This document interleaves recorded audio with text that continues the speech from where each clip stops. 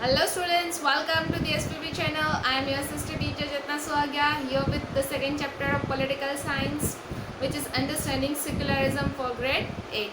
Students, this is the revision video. This is the third revision video. In the previous video we had gone through few topics, so I'll again repeat those topics and then we will come to the today's point.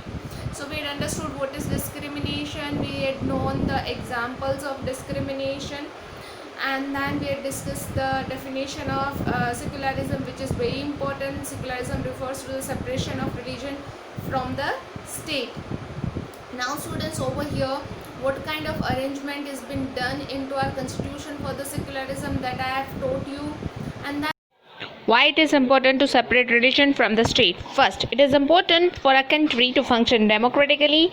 Almost all the country around the world would have more than one religious group, in which one would be the majority. If majority group has a state power, then they might use this power to discriminate and the conscience of the other majority group. In order to prevent this, it is most important to separate the religion from the state. We need to protect the freedom of an individual. Like for an example, any individual, those who want to practice, profess and propagate any religion, they should be allowed, and they should be allowed to interpret their religious teaching the way they want. And when the religious teaching has been interpreted wrongly at that time, our government do intervene into that matter, and they make sure that each and individual's fundamental right has been ensured. What is Indian secularism? The Indian Constitution mandates that the Indian state shall be secular. The one religious community does not dominate another religious community. At the same time, the some members of the same community do not dominate the members of other community, those who are little weaker, and that the state does not enforce any particular religion to take away the religious freedom of an individual. So this is how the Indian secularism look like. We do not have any official religion, we do not force anyone to change any religion, as well as our government do not promote any religion officially.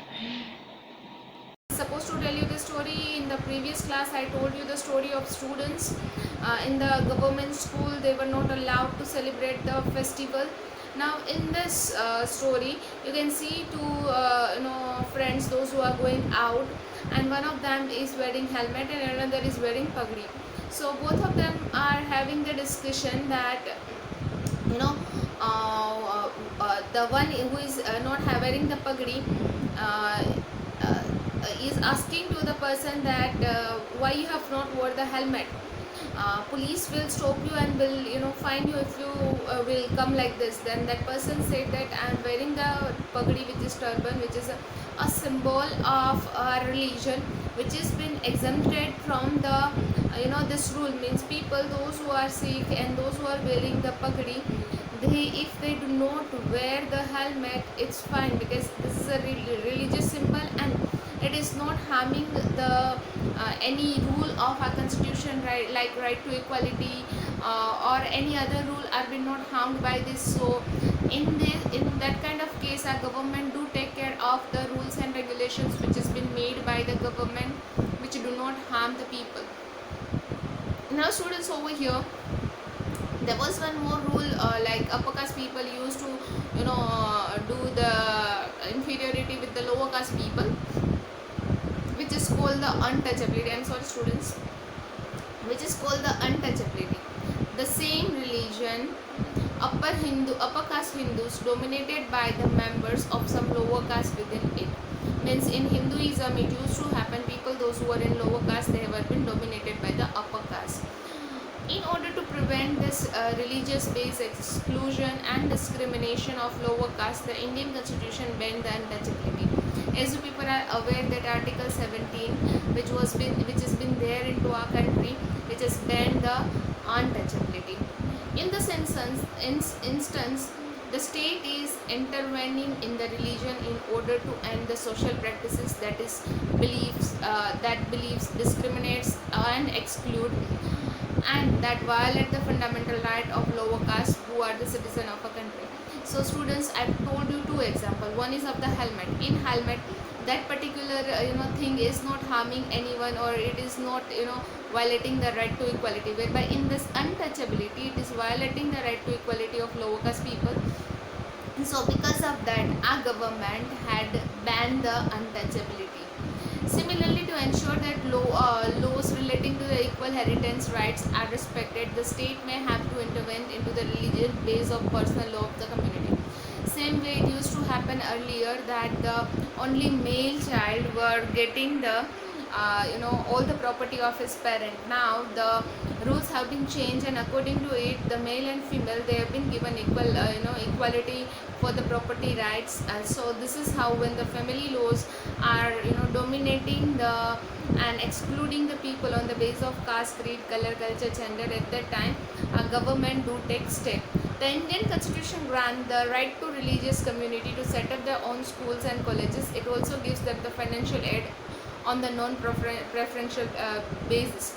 So at the same time, our government is also helping to the government to the religious based colleges or the educational schools, and they are giving them the financial aid also. Okay. Now students will be discussing about the American secularism. Students, this is the revision video. In the main video I had explained what kind of secularism is there. Again I am going through in detail. So let's begin. So first one, the US Constitution prohibits the legislature from making law respecting an establishment of religion, or that prohibits the free exercise of religion. So students, over here what is happening, that the Indian government, US government do not intervene into the religious matter at all. Okay, legislator cannot declare any religious as an official religion. This is the same point which India does have. In India also, Indian secularism also, we do not have any official religion, same way US do not have. But the first rule which is there, in which it's been said that Indian US Constitution do not Indian US Constitution prohibit the legislature from making laws respecting the establishment of religion, or prohibit the free exercise of religion. So in US they do have the free exercise of religion. They do not legislature do not interfere at all into the religious matter. In USA, the separation between state and religion means that neither the state nor the religion can interfere into the affairs of one another. So this is the differentiation between Indian and the US secularism. Over there, state cannot influence the religion, and religion cannot influence into the state matter. Both of things are separate. Whereby in India we do have the system whereby when the lower caste has been discriminated at the time, upper caste people at the time, our government do take step, as well as our government give the exemption into the few rules, like for an example, the helmet laws, in which the Sikhs have been given the relief. So this is how we can say that secularism may differ from country to country. How India practice secularism. So students, as I told you, this can be written into the three things. One is government school observe holiday on the regular festival. Religious festival means when I say about the religious festival, means any festival, whether it is Holi, whether it is Dhuleti, whether it is Diwali, whether it is Christmas, whether it is Eid. On each of the religious festival we do get the holiday. Second, Indian government makes certain exception from the particular religious community. So over here, as I told you the story of helmet, the people, those who are Sikh, if they do not wear helmet, it's fine when they are wearing the pagdi. And Indian government intervenes in the certain religious practices, like for an example, untouchability. In matter of untouchability, our government did the intervention. Okay. So students, thank you so much for the watching video. I hope all of you are exploring the web page, and whatever question answers have been given, you are writing. If you have any question, any query, please note it down. We'll discuss in detail. Thank you so much.